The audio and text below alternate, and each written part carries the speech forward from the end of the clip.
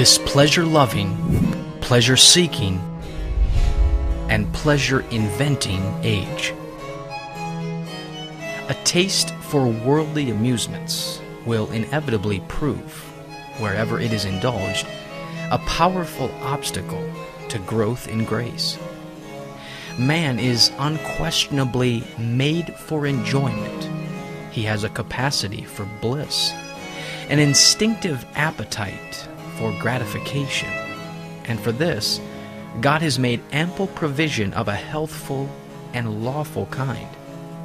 But a taste for worldly pleasure means that this God-given capacity is directed to wrong sources or carried to an excess. Now, there are some amusements which in their very nature are so utterly incompatible with true godliness that a liking for them and a hankering after them, and especially an indulgence in them, cannot exist with real, earnest, and serious piety.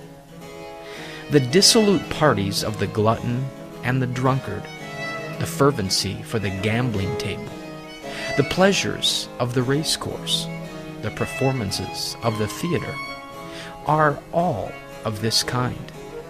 A taste for them is utterly uncongenial with the spirit of godliness.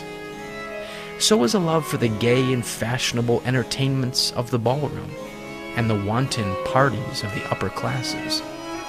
These are all unfriendly to true religion and are usually renounced by people who are intent upon the momentous concerns of eternity. We would not doom to perdition all who are at any time found in this round of worldly pleasure, but we unhesitatingly say that a taste for them is entirely opposed to the whole spirit of Christianity. They are all included in that world which is overcome by faith and the new birth.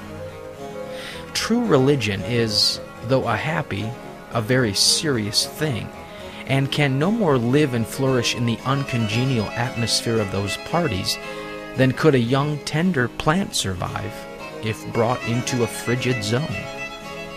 But in this pleasure-loving, pleasure-seeking, and pleasure-inventing age, there is a great variety of amusements perpetually rising up, which it would be impossible to say are sinful and therefore unlawful.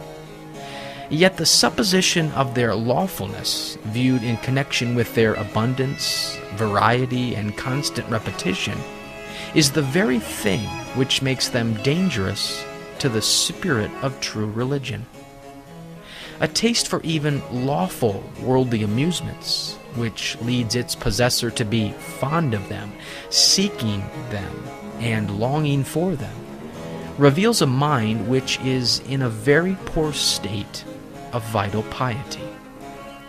A Christian is not to partake of the pleasures of the world merely to prove that his religion does not debar him from enjoyment, but he is to let it be seen by his peace which passes understanding, and his joy unspeakable and full of glory, that his godliness gives far more enjoyment than it takes away, that, in fact, it gives him the truest happiness.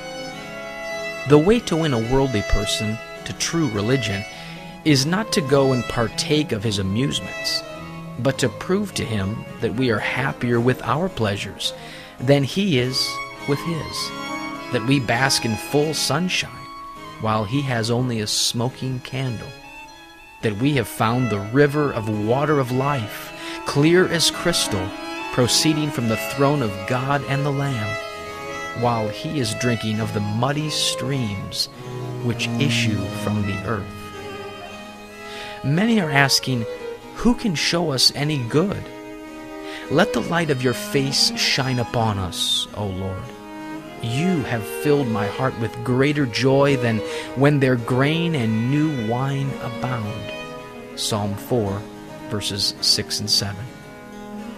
After all, it is freely admitted that true religion is not hostile to anything which is not hostile to it, that many things which are not strictly pious, though not opposed to piety, may be lawfully enjoyed by the Christian, that what he has to do in this matter is not to practice total abstinence, but moderation.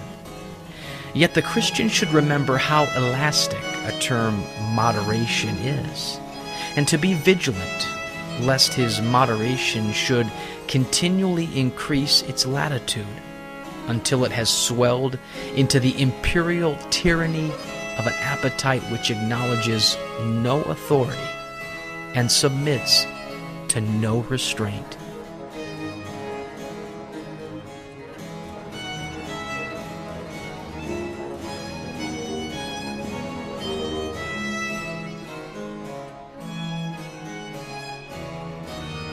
This Puritan devotional has been brought to you by Grace Gems, a treasury of ageless sovereign grace writings. Please visit our website at www.gracegems.org, where you can browse and freely download thousands of choice books, sermons, and quotes, along with select audio messages. No donations accepted. Thank you.